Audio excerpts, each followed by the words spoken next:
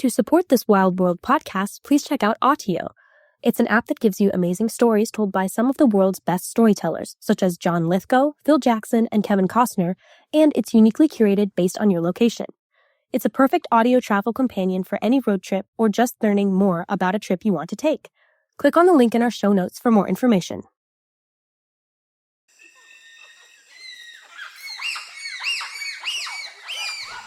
If you've ever had a close look at a chimpanzee, like maybe in a zoo or in a nature documentary, you might have a sense that there's something special and unique about them.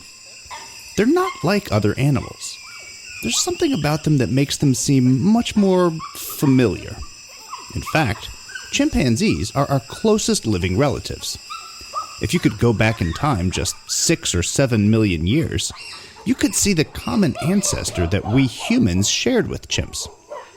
That means that everything that made us who we are as people happened in just a few million years. That's practically nothing in the grand scheme of our planet's history. So, what exactly happened? So we basically dropped the excavation in the rest of the area we were excavating, and we all focused on that particular corner and started excavating, and suddenly everything shows up. The teeth, the radius, the humerus, the femur. It was very exciting. And you're looking at things that have not been looked upon for millions of years. This is Wild World. I'm Scott Solomon. And in today's episode, we visit a place where people are uncovering answers to one of the most profound questions we can ask. How did we become human? We all want to know where we come from. Chances are you know a thing or two about your grandparents, great-grandparents, and perhaps even your great-great-grandparents.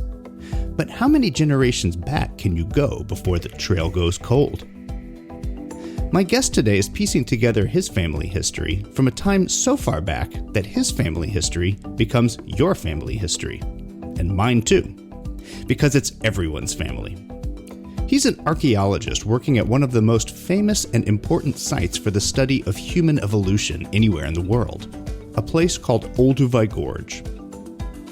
Located in the East African nation of Tanzania, Olduvai Gorge is part of the Great Serengeti ecosystem, a place famous for its wildlife.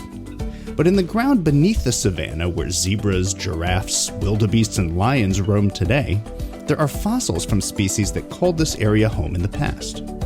And these fossils are giving researchers some incredible insights into how those species once lived. Species that include our ancestors. Manuel Domínguez-Rodrigo is the co-director of the Institute of Evolution in Africa, a professor of prehistory at the University of Alcalá in Spain, and a visiting professor of anthropology at Rice University. He's also the co-director of the Olduvai Paleoanthropology and Paleoecology project at Olduvai Gorge in Tanzania. Last summer, Manuel and I taught a course together for Rice University students about how savanna ecosystems have changed over the last 2 million years. We brought 14 students to Olduvai Gorge for a 2-week field course where they got to participate in the excavations that Manuel and his team are doing. This is the first site that the Leakeys decided to excavate when they came here in the 1950s, and the reason for that is because it had a high concentration of fossils, one of the highest in the whole gorge, and most of the fossils belong to really megafauna. And we have found traces here of intensive butchery of animals as big as Cephalotherium, which was a former relative of modern giraffes. And what are the students doing here? Students are helping us uncover basically 2 different moments of occupation of these early humans exploiting these animals here. They are digging for more bones of these animals. They are recovering also the stone tools, and they are digging down in the lower level where we are targeting discovering more remains of the only hominin skeleton that was found in this side of the gorge. Yeah, uncovering an ancient tool still like stuck in dirt and stone is pretty cool. Yeah, I'd put that up there on my coolest stuff ever list. Yeah. You need a dustpan? Camden? Oh, where is it? I got it right here. Oh. I got it from Anna's. Bien, ¿y tú? Bien. Back at Rice, we sat down to talk more about the work that Manuel and his team are doing and how he got interested in studying human evolution in the first place. Manuel, welcome to Wild World. Thank you for having me. Awesome. So to start us off, let's talk a little bit about just the geography. Like, where is this place, Olduvai Gorge? So we're talking about Tanzania in East Africa, and it's located in northern Tanzania, right, near the border with Kenya. Yes, that's correct. This is situated in the north of Tanzania in the middle of the Ngorongoro Conservation Area. Very close from an ecological point of view, it's actually inside the Serengeti ecosystem. And it contains a beautiful paleoanthropological and paleoecological record that goes back to 2 million years ago. So it's a gorge, so it's like a canyon, right? I mean, if you're looking at it from the top, all the erosion that's happened and everything, and it looks like a canyon, as you said, in the Serengeti. And I mean, the Serengeti is like this iconic wild place, right? I mean, this is like where all the nature documentaries with zebras and wildebeest and lions are filmed, right? That's correct. And actually, that's one of the beauty of working there, but also one of the inconveniences, because depending on the time of the year that you go, you might be surrounded by thousands and thousands of wildebeest, lots of lions, hyenas, and all the carnivores around the area. So, but it's beautiful. You're right. It's a deep gorge, close to 100 meters deep, and it basically contains an almost complete record of the evolution of that part of the country for 2 million years. And it goes back to the very beginning of the genus Homo, our genus, and it's the only place in Africa in which you can actually reconstruct how the behavioral evolution of our species and our genus took place. Yeah, I mean, that is absolutely remarkable. And we'll get into some of those famous discoveries that have taken place over the years and the work that your group is doing. But I wanted to just give listeners a sense of if they were standing on the rim of the gorge and looking out over it, what would they see? They would see a very deep gorge. The landscape is actually now very dry. If you go there during the dry season, there is no much fauna to see. But if you go in the rainy season, that is the southern part of the famous Serengeti migration. So if you happen to be there in the rainy season, you might actually be in the middle of it. And this involves about close to 1.5 million wildebeest and thousands of zebras, gazelles, and lots of prides of lions, to the point in which if you're working there, you have to be very careful at night because they are just there. They are in the camp. And I remember some experiences in which some years we even had lions fighting against each other just at a few meter distance. And one had to look at that from the tent because at that point we didn't have the research station that we have today. But it's actually a very nice place to be. I mean, that's crazy. Lions fighting like right outside your campsite. That must be intense. That's intense. So we had that. We have giraffes crossing through the camp all the time. We even had elephants basically doing the same. And that's actually the risky part because when you are in a tent and you have an elephant right outside, you don't really know how well the eyesight of the elephant is, and it would be very easy for the elephant to stomp on the tent. Oh my gosh, that would be an unpleasant way to wake up. Yeah, or not wake up. Oh, jeez. So this is today we think of it as this famous place for studying human evolution, but how did that begin? I think isn't there a story about it being discovered by accident by an entomologist or something like that? Right. This was discovered by Catwinkle, who was actually, he's been depicted as entomologist, but he was a researcher doing neurology. And he was very interested in the evolution of the brain and neural systems. And he was chasing butterflies because those were one of the organisms he was actually studying. And he was at that time in which Tanzania was a German colony. He was there. This is 1911. And he basically came across the rim of the gorge. And story goes that he basically tripped and fell inside the gorge. And basically very soon he discovered it was filled with fossils. So he took some of those fossils back to Germany, to Berlin, to the famous paleontologist Hans Reck, who 2 years later in 1913 went to the gorge and started the first research on the gorge. And unfortunately, that had to be stopped because of the First World War. And right after, when research resumed in 1931, Tanzania was already a British colony. And it is just the founding figure of Louis Leakey, the founding figure of paleoanthropology in East Africa, who basically accompanied Hans Reck in that first expedition And they started doing the research that the Leakeys continued for decades until basically the mid-1980s. Yeah, so the Leakeys were really the ones that kind of made Olduvai famous among paleoanthropologists, right? And so if I remember correctly, at the time when Louis Leakey first started his work in looking for fossil human ancestors and human relatives, it wasn't clear that East Africa was really the right place to be looking for that fossil material, right? So at the time, where did people think that fossils of human ancestors would be found? Well, at the time, most paleoanthropologists were thinking that evolution had taken place in Asia, because remember, in 1898, there was the discovery of the famous Homo erectus in the island of Java. And that was the oldest fully admitted ancestor of humans at that time. And even though in 1925 some discoveries had taken place in South Africa, the famous tongue child, they were not generally accepted. There was a lot of controversy over that, and it was not until the middle of the 20th century that most people agreed that those were indeed hominins and that Africa deserved its point in the map of human evolution. And at the time that Louis Leakey started working in 1931 in Olduvai Gorge, most people still thought that human evolution had initially taken place in Asia, not the other way around.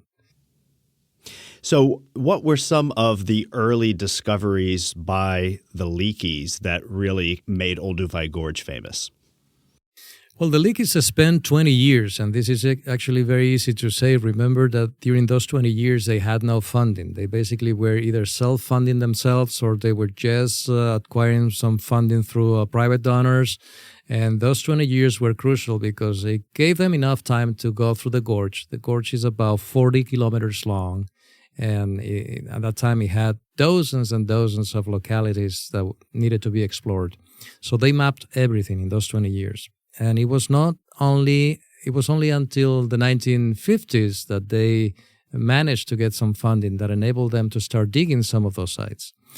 And it was basically on the afternoon of July 17th, 1959, when Mary Leakey came across the famous discovery of the Sinjanthropus skull. That was the crucial moment, the turning point in the history of Olduvai. After 20 years in which no hominin was basically discovered, a few teeth here and there, but nothing relevant, for the first time we had a face. We had a face of one of these early human ancestors. And it is the faces that bring the attention of the public. And it was precisely at that moment that they managed to get several institutions, especially from the US, to fund their research.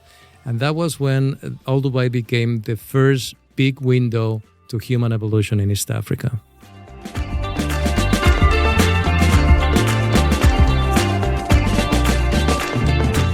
You're listening to Wild World. I'm Scott Solomon. I'm speaking with Manuel Domínguez-Rodrigo, an archaeologist studying human evolution in Olduvai Gorge. When we come back, we'll hear more about the search for clues about our past in Tanzania's Olduvai Gorge. Hi, I'm Scott Solomon. You know, as a scientist and world traveler, I spend a lot of time on the road.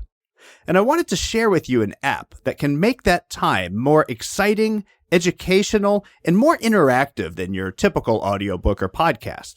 Except for this one, of course. It's called Autio. That's Autio.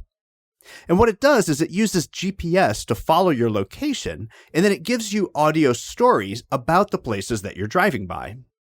These stories are told by some of the best storytellers out there, like John Lithgow, Phil Jackson, Kevin Costner, and many others. The stories are short, usually about 3 to 5 minutes long, and they play for you as you drive. Or, if you prefer, you can plan a road trip and then find stories about those places to inspire you before you leave. And Autio's library of stories celebrate every voice and perspective. Rooted in curiosity, the storytelling embraces the diversity of cultures, people, and places that you discover along your travels, just like we do here on Wild World. Stories are updated and added every week, so no two journeys are ever the same. Now you can check out the Autio app through a link on our website, wildworldshow.com, or in the podcast show notes. And by doing so, you'll also help our podcast to continue to bring you explorations of the natural wonders of the world and the voices of the people who explore, study, and protect them.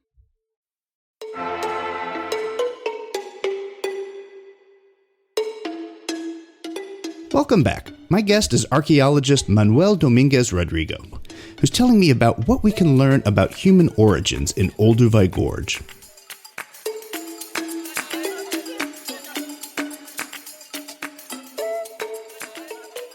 When we were there this summer together, you actually showed me the exact spot where Mary Leakey found that Zinjanthropus, or Zinj as it's come to be known, right?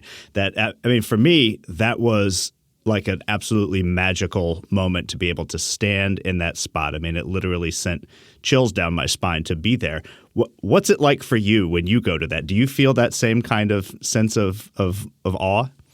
Well, I actually do, and I have to admit that every year, and it has been many years already working there, I go to the place. It's like I paid my tribute to them because they actually made a very hard to describe the type of contribution that they made to the study of human evolution. They invested basically all their lives. At one point, they were even, Mary Leakey in particular was even living there.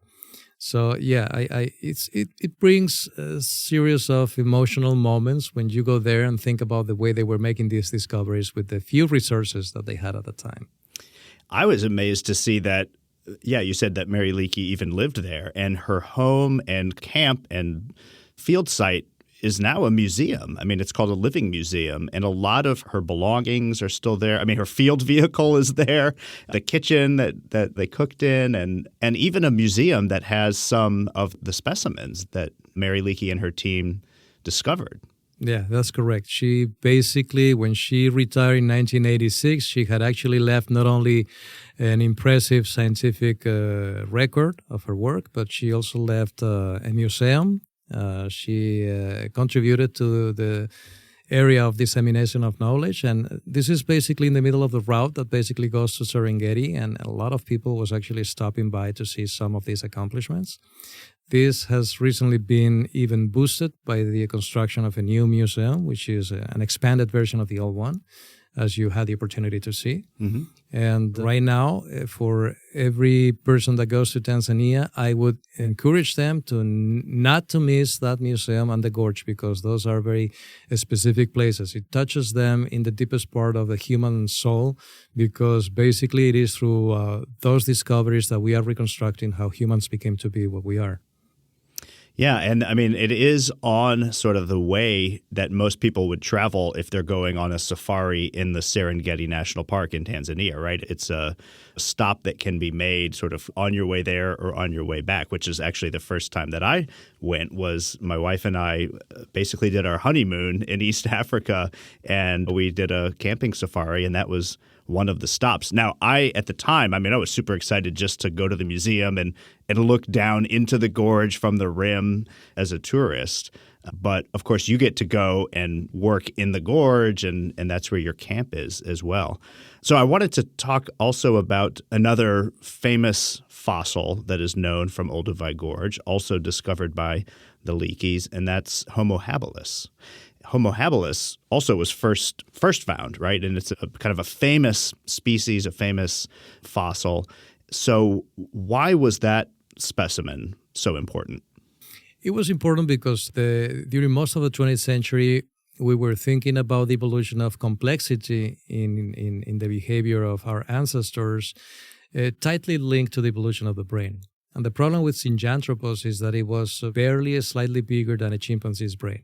So Louis Leakey, when he saw it, he was actually thrilled by the discovery, but he was thinking, this hominin has too small of a brain to actually be responsible for the complexities of making stone tools and using them and selecting specific locations in the environment where they were just feeding, probably sharing food intentionally.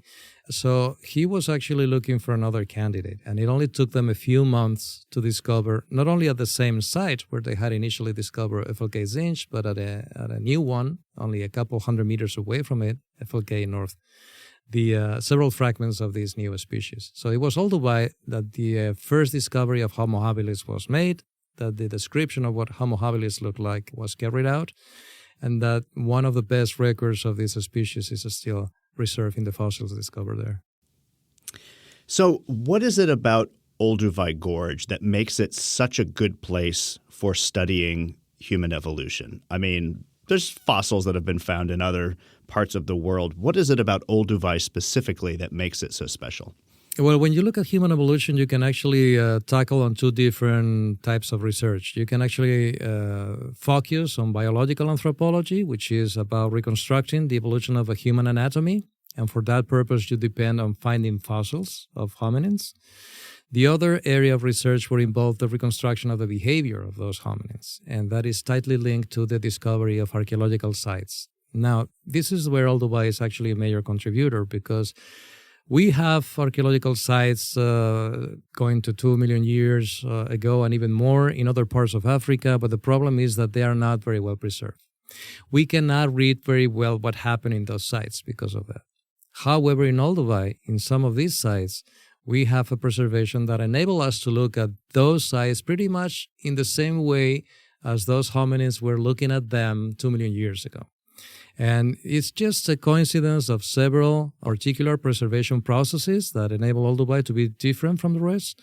One of them is that at a landscape scale, this was a highly volcanic area, and there were a substantial amount of volcanic eruptions. And when the ash of the volcano falls on the ground, basically it seals the landscape. It preserves the landscape intact. At the same time, we had a lake with chemical properties that enable for sediments to basically preserve the bones intact under the ash layers. Mm-hmm. And when you discover those bones, their cortical layers are very well preserved. It's hard to believe that they are 2 million years old. You can actually read on their surfaces everything that has happened. You can see the cut marks made with the stone tools by the hominins, the percussion marks that were made by the hammer stones where they were breaking them open. You can see the tooth marks that some carnivores, some scavengers made on those bones. And when you study all that, you can reconstruct the sequence of consumption of these animals, and you can go as far as to tell how important was animal protein in the diet of early humans, how were they acquiring these animals, were they hunting them, were they scavenging them, how complex or simple their capabilities of planning and having forethought in the way they were adapting to the environment were, and all these things. In this regard, Olduvai is unique. It is also unique in terms of the number of hominin remains that were found. The gorge has basically two branches. The main junction, where the main gorge is actually joining the side gorge. This is about 2 to 3 square kilometers. It contains the highest density of hominin remains that exist anywhere else in Africa. Wow. Yeah, I mean, I personally was just blown away. I mean, not only is it amazing to be in these sites that are historically important because of the discoveries that have been made, but I was amazed how many fossils there are just everywhere. I mean, you walk around through the gorge, and once you showed me what to look for, I mean, they're everywhere. And so one of the things that I was wondering is, like, how do you decide where to dig, like where to focus? What goes into deciding, okay, this is a fossil, but I'm not going to focus on that. I'm going to focus my efforts over here.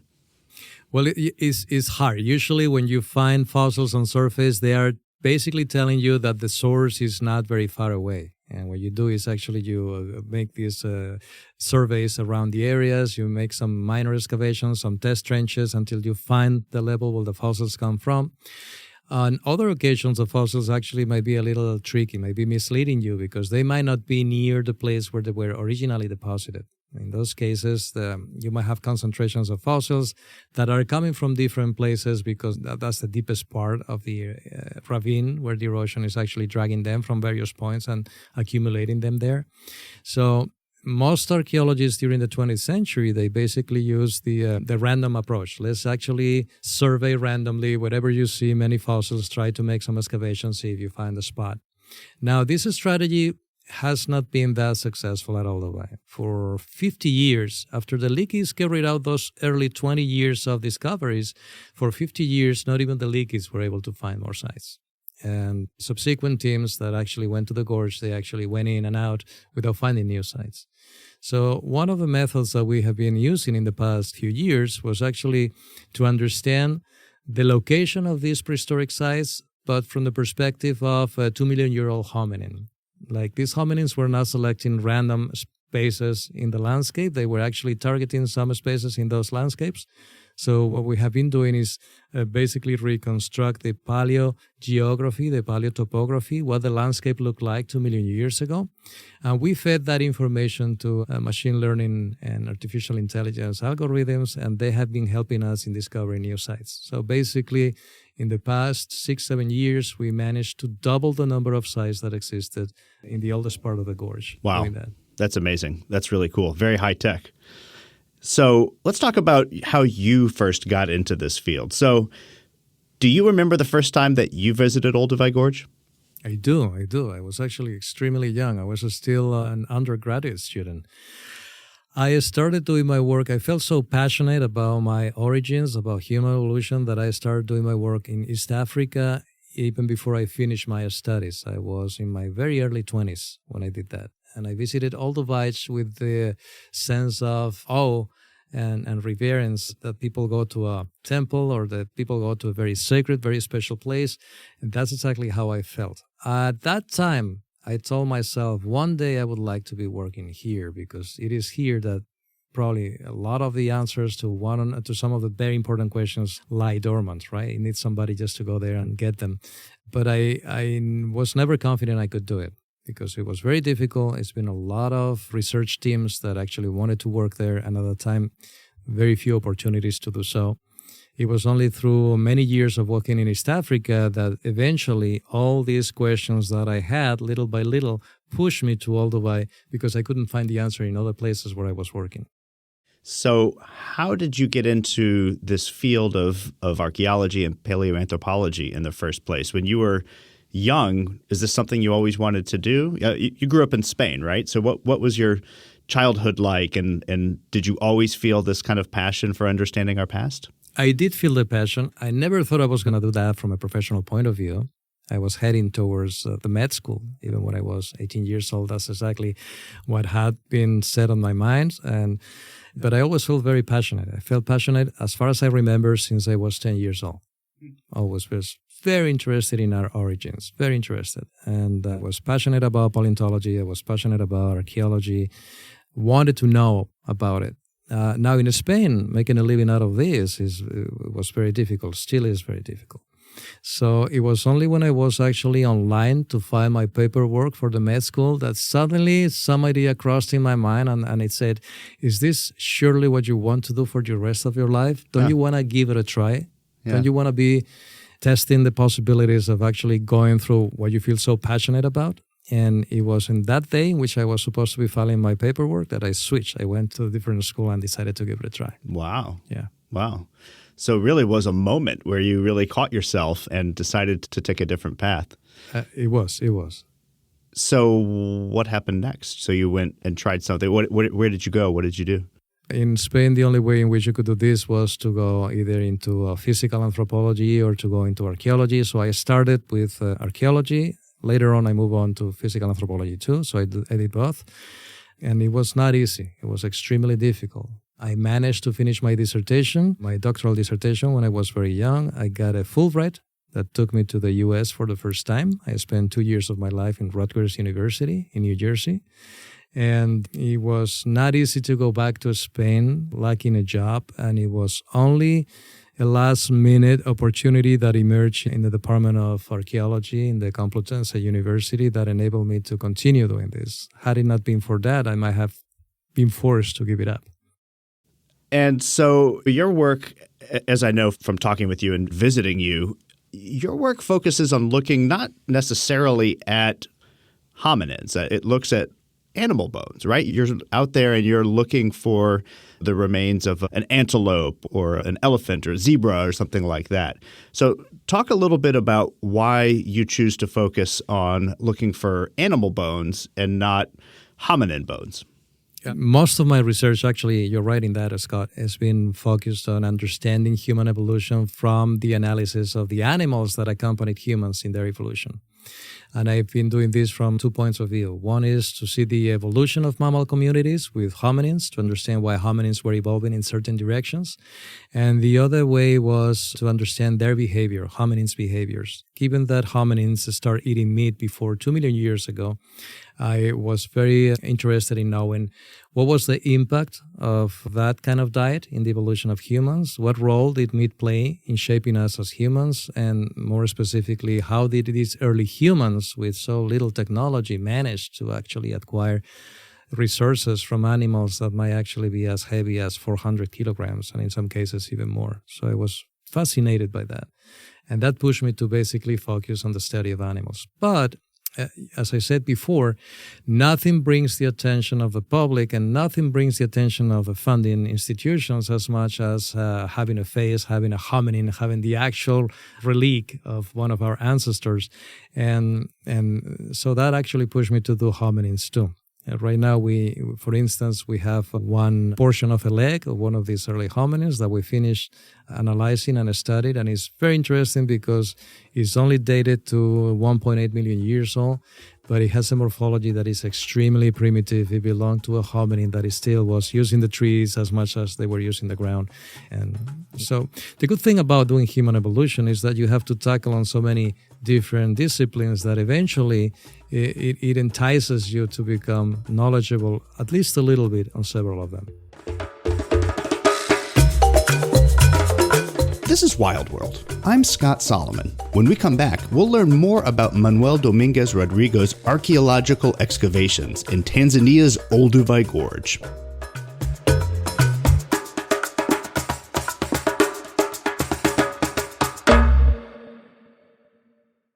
To support this Wild World podcast, please check out Autio. It's an app that gives you amazing stories told by some of the world's best storytellers, such as John Lithgow, Phil Jackson, and Kevin Costner, and it's uniquely curated based on your location. It's a perfect audio travel companion for any road trip or just learning more about a trip you want to take. Click on the link in our show notes for more information.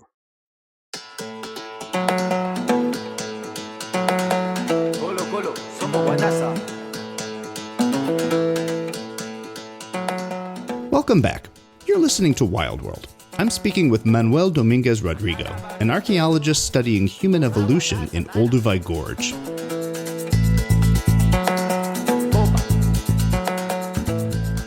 Let's maybe back up and give a little bit of context for studying human evolution. This is a field that has changed dramatically, even just in the last few years. Our understanding of the timeline, the species involved. And, one of the things that always fascinates me is that if you go back to Darwin, when he was first proposing that humans evolved from animal ancestors, there really wasn't any physical evidence yet, right? That we didn't really have a fossil record. And he even suggested that there would be fossils found and famously predicted that they would be found in Africa because that's where the majority of great ape species live today. And of course, now we know that he was right about that. But let's just fast forward to what we know today compared to what we knew in Darwin's time. Can you give us sort of the outline of what do we know about our origins and what is the sort of rough timeline for some of the major events that happened? It's going to be very difficult to give a short answer to that question, but basically this is it. The consensus is that human evolution started about 6 million years ago, maybe a little before 6 million years ago. We have a divergent date. We humans and chimpanzees split from a common ancestor sometime between 8 million years and 4 million years. We do have hominin fossils that go back to 6 million years, so somewhere in the middle is probably the right time. And we have been evolving as humans in a very diverse array of different hominin species, most of them extinct, for the past 6 million years. And just the term hominid, just to make sure everybody knows, can you define that term for us? Yeah, basically in very simple terms is one of our ancestors that was basically adapted on a bipedal way when it was on the ground. So walking on 2 feet. Exactly. It was a sort of an ape walking on 2 feet. And so these are the species that are like, if you look at the split between humans and chimpanzees, these are all the species that are on our side of that split. Is that right? That's correct. Okay, got it. That's correct. Basically, we have evidence that they start walking on two limbs about 6 million years ago. Not very efficiently, though, but at least they were doing it. But there is a very fascinating period of human evolution that most of us have not paid much attention to, as much as it deserves, which is the previous 15 millions of years, which is the time in which the Earth was indeed a planet of the apes. And now we have very few apes surviving into modern era. But at that time, there were dozens and dozens of species and genuses. We had more than 100 different types of apes at that time. And most of those apes were evolving in environments that were very similar to what later would be the setting of human evolution. So if we studied those apes properly, we will have a hint of why humans started at that particular time in that particular area of the world. And some features of our physiology today, we actually owe it to those apes more than to the hominins that started evolving 6 million years and later. So you have this split that happened between the ancestor that we share with chimpanzees. And as you said, there's evidence of early bipedalism, walking upright on two legs. That was one of the really big transitions that took place that kind of led eventually towards us. And I guess the other one that people often talk about is developing a big brain, right? When did that start to happen? Yeah, for a long time we thought that both things were linked. Darwin himself, basically, he set up the framework for understanding the process as first you leave the tree and start being adapted on the ground. Once you're on the ground, if you're walking onto limbs, you actually have the upper limbs free to manipulate the environment. And if you manipulate the environment, you have to process much more complex information. And this actually triggers the evolution of the brain. We know that those reconstructions actually were wrong.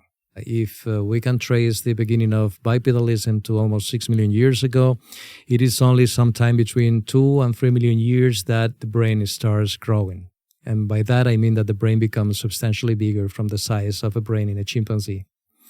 And so we know both processes are independent. One is not leading to the other. As a matter of fact, most of the creatures that were bipedal became extinct with a small brain. So it's something else that actually, and this is the most fascinating part of human evolution in my point of view, and this is what took me to study the beginning of our genus, the genus Homo, because it's actually in that genus that we have the earliest evidence of this boosting of the brain and the change in their behaviors and adaptations at that time. Everything is coming together. Yeah, I mean, it's fascinating to try to imagine what the world was like back then. I mean, I imagine you do this a lot, right? Like you probably try to put yourself back in that time and envision what the world was like. One of the things that always has fascinated me about that time is that there were so many different species alive at the same time, right, of humans or human-like species. So let's go back to Olduvai Gorge. First of all, what are the oldest layers that are available to excavate at Olduvai Gorge? Like, how old can you look back in time? How far back in the past can you go at Olduvai? You can actually, you have what we call the bed 1, which is the basal bed, and that's about 2 million years old. And it goes from 2 million years to 1.8 million years ago. This is where everything was cooking. So this is the oldest part of the gorge so far, and fortunately has an impressive record of fossils and archaeology. So what was the Olduvai Gorge like 2 million years ago? If we went back to what those earliest layers were like, what would we see if we were transported back in time to that age? Well, if you look at Olduvai today, it's like a sort of desertic area with shrubland, with plains. There are not many trees, but if you were actually moving back in time 2 million years ago, you would actually see the southernmost extent of the Serengeti Plains, and in the actual location of the gorge, you would find a lake, a shallow lake, but a very constant lake throughout the history of humans there.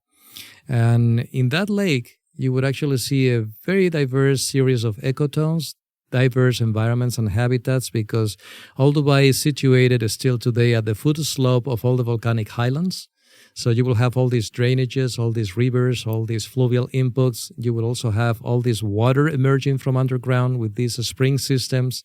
And this is one of the reasons why Olduvai was so popular at that time and why we have so many fossils, is because in all that area There is a strong seasonality, and water can only be found in specific places. In Olduvai, you had places where water was available all year round. You have spring systems there. And that means that you would actually get, in a very small area, the whole diversity of landscapes that you can see today in a typical African savanna, from very open plains to very close lacustrine and gallery forest. Do you remember the first big discovery that you or your group made at Olduvai Gorge? I do, and it was very exciting. We were working at a site that was dated to 1.3 million years ago, and suddenly we discovered, as we were digging through the sediments, I could actually see a portion of a round-shaped bone that ended up being a radius, and the radius was a hominin radius. And as we proceed the excavation, we start discovering the teeth associated to. We had basically a partial skeleton of that individual. Wow. Now, the interesting thing about that is that that individual belonged in the same species as the skull that the Leakeys had discovered in 1959, and for which we were completely not knowledgeable about the morphology of their body, of their anatomy. We knew a lot about that species when we look at their teeth and their skulls, but we didn't have any traces of their bodies. This was the first clear associated body for that species.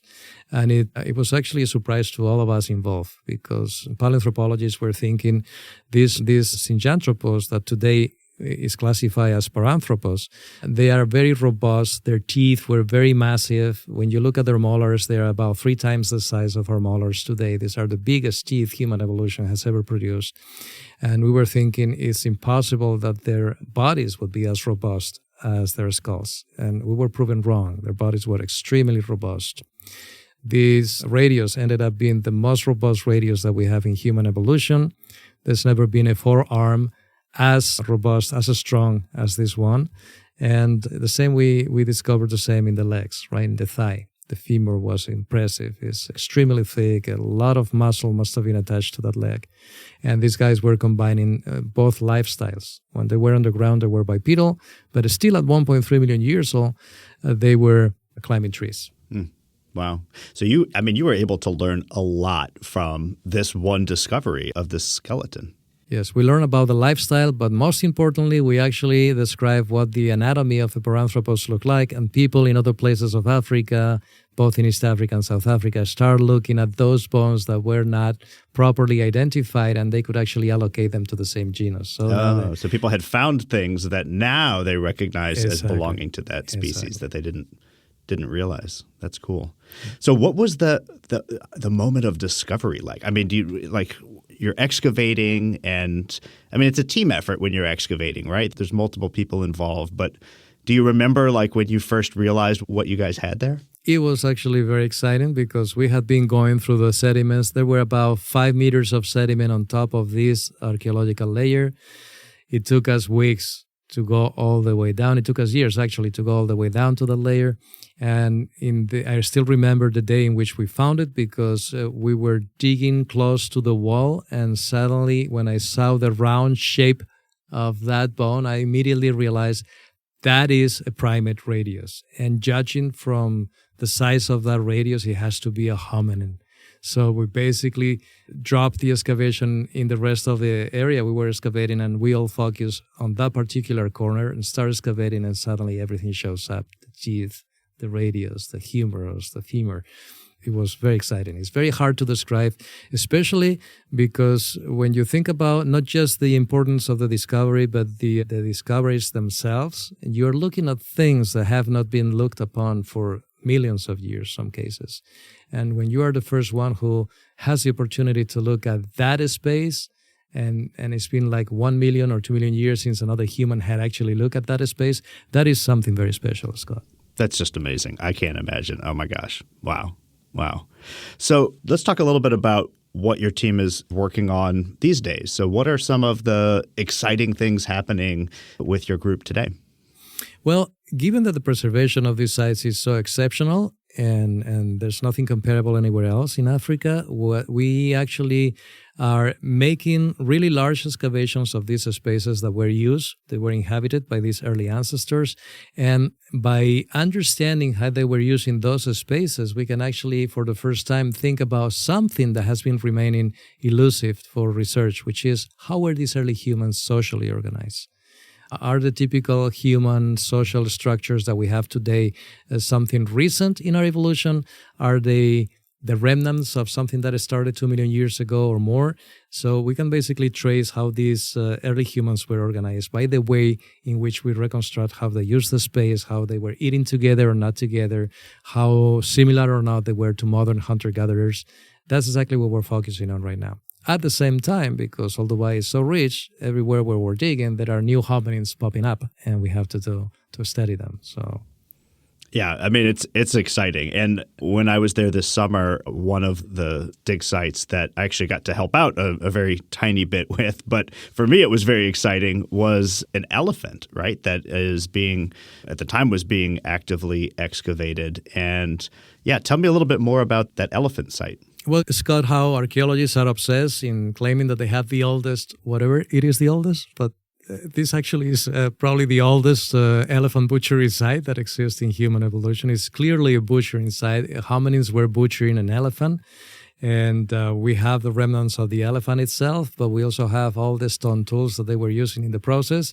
And when we finish the excavation and the analysis, we'll be able to tell if the elephant was found fully fleshed, if hominins found it already partially defleshed, and so on.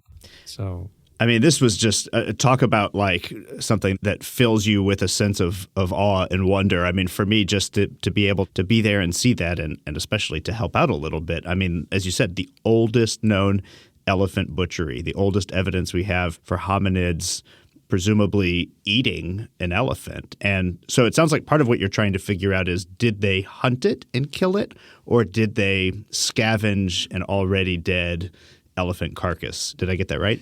Well, you got that right. We are actually assuming, but this is just an assumption based on nothing. We're assuming they found the elephant dead. So we don't know if in what stage of decomposition or deflation they found it. But we're assuming that because it's actually difficult to imagine 2 million years ago that these early humans had the capability of bringing down an elephant. Although, at the same time, from what we actually see in the other sites, they were able to hunt animals as heavy as 400 kilograms. They might have been able to hunt zebras, wildebeest, antelopes. It's not the same as an elephant, but we will actually consider it, they encounter it as the most feasible hypothesis until we can prove otherwise. And this is one of the targets in the analysis that we will carry out.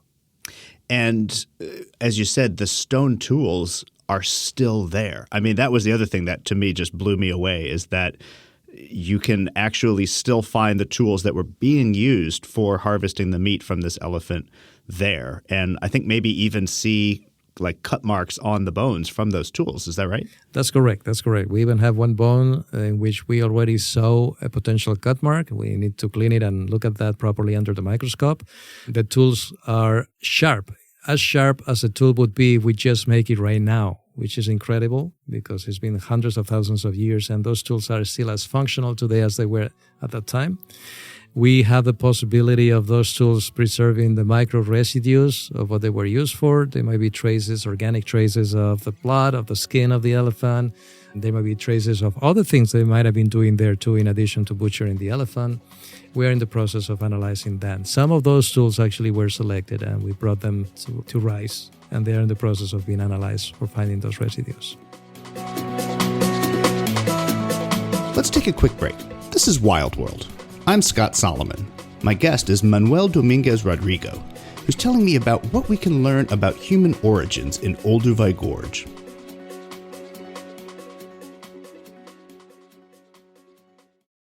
To support this Wild World podcast, please check out Autio. It's an app that gives you amazing stories told by some of the world's best storytellers, such as John Lithgow, Phil Jackson, and Kevin Costner, and it's uniquely curated based on your location. It's a perfect audio travel companion for any road trip or just learning more about a trip you want to take. Click on the link in our show notes for more information.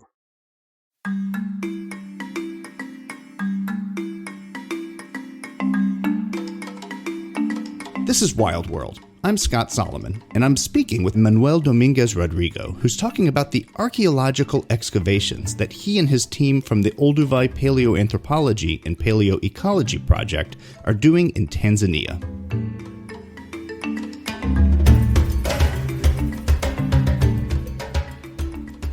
I have to ask, because I know that some listeners are thinking this, Okay, blood, tissue, does that mean there's DNA? Are we going to be, resurrecting these ancient elephants or the hominids themselves? So far, we have not been successful in getting that from Africa because this is a very temperate environment and DNA disintegrates very quickly, especially under hot temperature. The oldest evidence that we have of DNA right now is found in Greenland, 2 million years, but we don't have that kind of cold environment in Africa. But it's true that the technology, little by little, has been enabled us to push back in time the oldest evidence of DNA found in various parts of the world, right? It was only 3 years ago when I talked to my colleague Matthew Collins, who is an expert in proteomics and DNA, and he said, there's no way we will ever find DNA older than 500,000. Well, now we do have it. And that shows the potential for finding that in Olduvai. So even though it is too daring, one of the new proposals that we have submitted for research include looking for DNA traces. Wow. Not just on the tools, but especially in the sediments. And if you were able to find DNA from that era, what would it help you to understand? Well, basically something similar to what they just did in Greenland. When you go to Greenland today, everything is covered with ice. It's hard to imagine what Greenland was like 2 million years ago when there was no ice and it was open and it was a landscape with vegetation, with grasses, with animals on it. These animals, we don't have any traces of them, but we do have the DNA preserved in the sediments from their feces, from their tissues when they died, and they were able to reconstruct a large number of animals that existed in Greenland 2 million years ago, only based on the DNA traces that they left in the sediments. So if we could get something like that, would be fantastic. Absolutely. Wow. So do we know what species of hominid was responsible for the butchering of this elephant?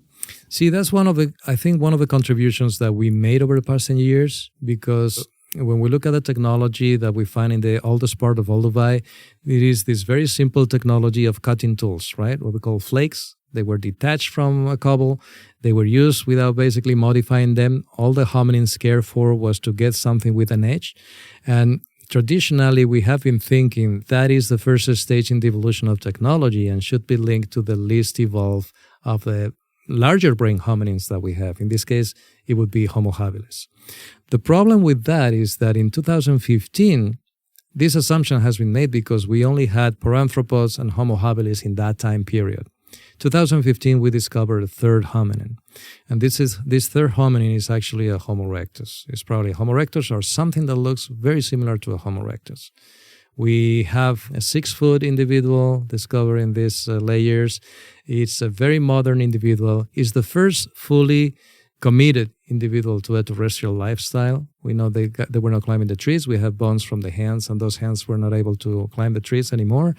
And when we made that claim, it was only 2-3 years before these Homo erectus were found in similar chronologies in other places of East Africa and South Africa. So now we have 3 candidates, and if we have to opt for the complexity of the behavior that we see in these early archaeological sites, it would be most parsimonious to actually think of the most complex hominin that we have, which would be Homo erectus. So we are probably dealing with a Homo erectus lifestyle when we look at these sites. Just absolutely fascinating. And again, to be able to be there and see it and even just to help out in a small way was, for me, like a life highlight experience. It really was. So you have a field camp now at Olduvai, but I think from what you told me, that wasn't always the case, right? When your team first started working at Olduvai, you were all living in tents, and it was pretty rustic, right? Tell me about those early days. Okay, I've been working in Africa for 35 years, and most of that time we only had very limited resources, and that meant we didn't have anything beyond tents, camping gear. It was only in the past 10 years that we succeeded in getting some funding to build a research station, and that made quite a change. With the research station, you can build a lab. It's not just for the living conditions, but you can build a lab, which is what we did. You can prepare the fossils there. You can even study the fossils there every year. So that actually made an incredible advance on our research.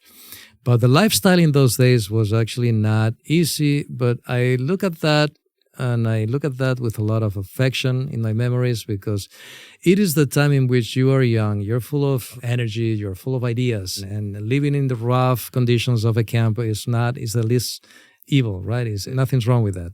But it was the time in which, even before we start working at Olduvai, we spent 10 years working in another region north of Olduvai. And we had to get the water that we were drinking. We had to boil it systematically. We had to put chemicals in that water.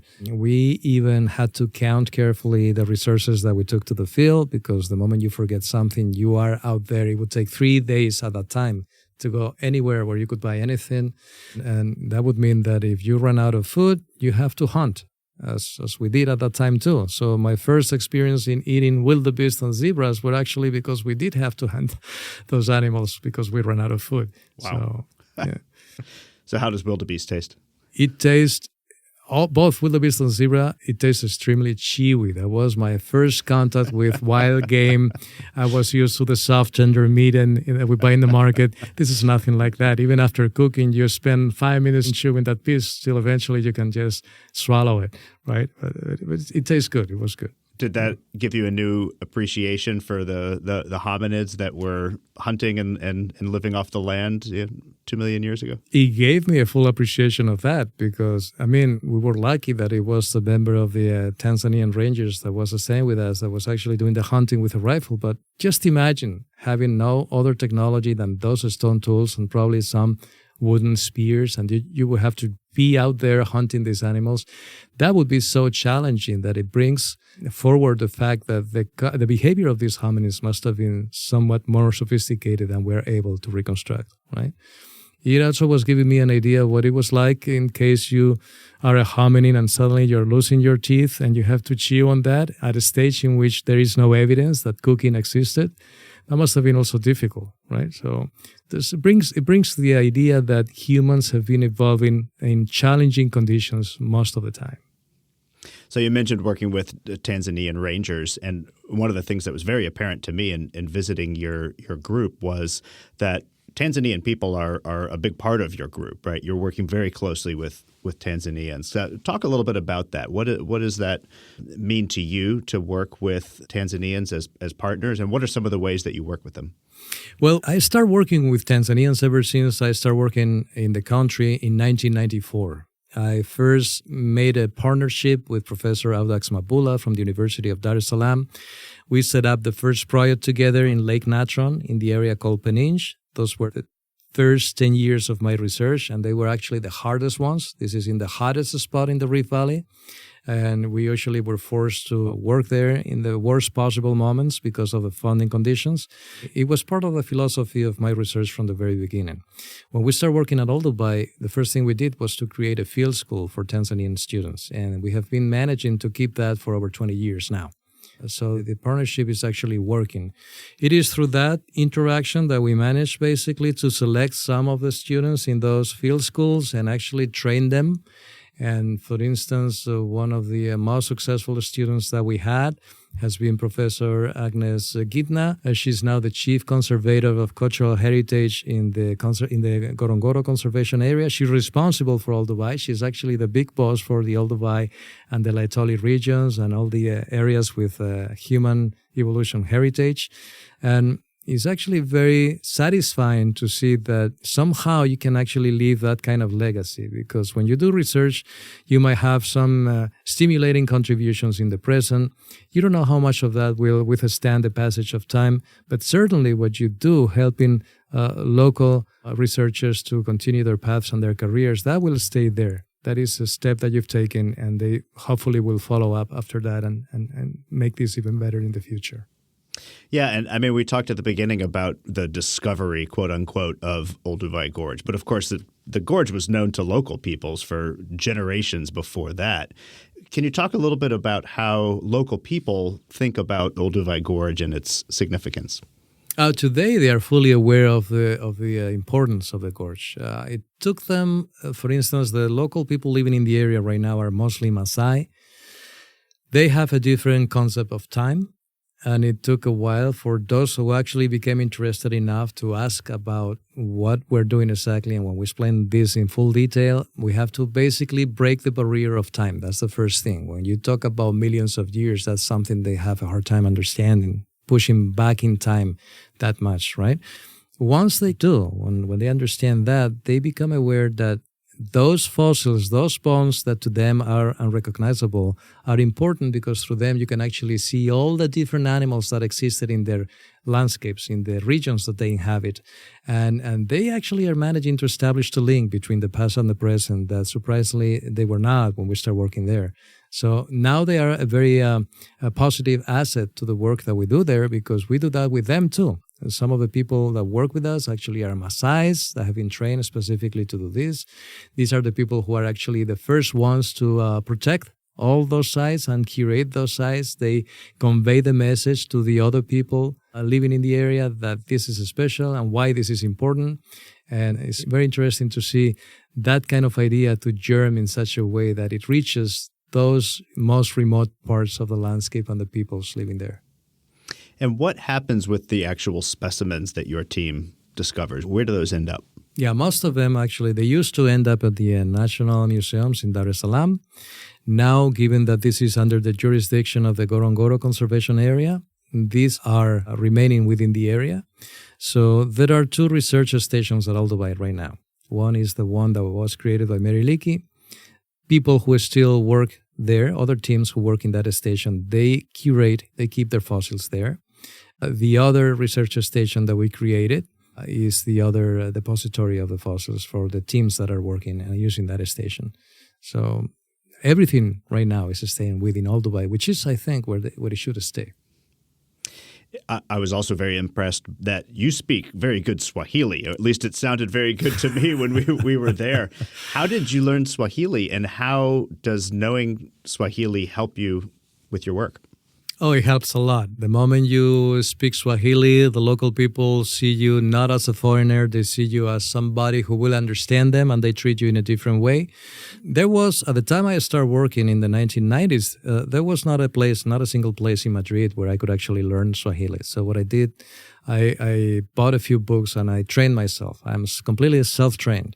Now, as an adult, learning by yourself without any guidance, that is extremely difficult. And it used to be that I would just very intensively study the first 2 months before I actually traveled to the country. And I managed to keep the whatever I learned in the time I was there. And it's not that I'm a good speaker. I used to qualify myself as a survival speaker, but a survival with enough knowledge to even joke and understand jokes in the local culture. So I always feel like that's a good metric of how you are in a language. If you can make somebody laugh in their own language, I feel like you're doing pretty well. Yeah, it's working. So why do you think it's important to study human evolution, just in general? Like, what is it that motivates your work today, and why do you think other people should care about it? Well, there is the starting point is the broad philosophical question of where we come from. And I think this touches us, all of us. There's no exclusion here. So in theory, all of us should be interested in knowing where we come from. All of us should actually know about human evolution. But then there is a more practical question, a more practical side on this, which is what does human evolution have to teach us about ourselves today so that we can improve our situation as humans in the planet?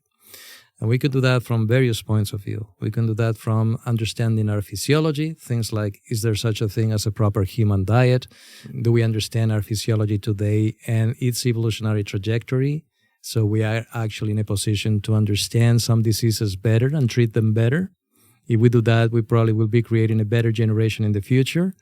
This is why evolutionary medicine started just recently to be important in the medical field. We can reconstruct our behaviors, our humans basically structure in a limited range of behaviors, and how do they affect everything we do, eventually leading to a better or a worse health. So it does have a very practical side. If we know how to tackle on those practical sides, we will certainly improve the human condition. And I would actually encourage most people doing human evolution to focus more on that than the mere philosophical question, because that is fascinating to gather all that knowledge, but is even more fascinating to see its practical side and see how it improves us. So when you talk to people about your work or about human evolution, or maybe when you're teaching students about it who might not know much about it in the first place, what do you find are the biggest surprises to them? Or what are some of the things that people maybe misunderstand about human evolution? I would say everything. In general, there's a very incomplete knowledge about evolution in general, but human evolution in particular, starting from the evolutionary mechanisms from the more biological point of view to the way that human evolution has taken place. Is still very strong, the old 19th century idea of a linear evolution from an ape-looking creature to a modern human-looking creature. Human evolution has always been extremely stochastic, very chaotic. It's been a bush. It's not been a single line evolving from very primitive to very complex. It's actually a miracle that humans exist today. We are just the only branch in that really bushy tree that once had dozens of hominin forms that became extinct. And that is one of the major concepts that people get wrong. That sort of iconic image that I think a lot of people have in their minds when you hear human evolution of this kind of hunched over ape-like creature gradually being more upright and turning into a person. And then, of course, often now we will go one step further and you'll see them like hunched over a computer or something like that. So aside from the hunched over the computer part, which that might be accurate, what you're saying is that depiction of kind of just one form leading directly to another in a straight line, that's not the way we understand it anymore. No, it's not the way we understand it. We no longer produce evolutionary trees, which used to be popular, right? When I was a student, I used to learn this is a particular hominin, and it evolves into another type of hominin, and this one evolves into another one.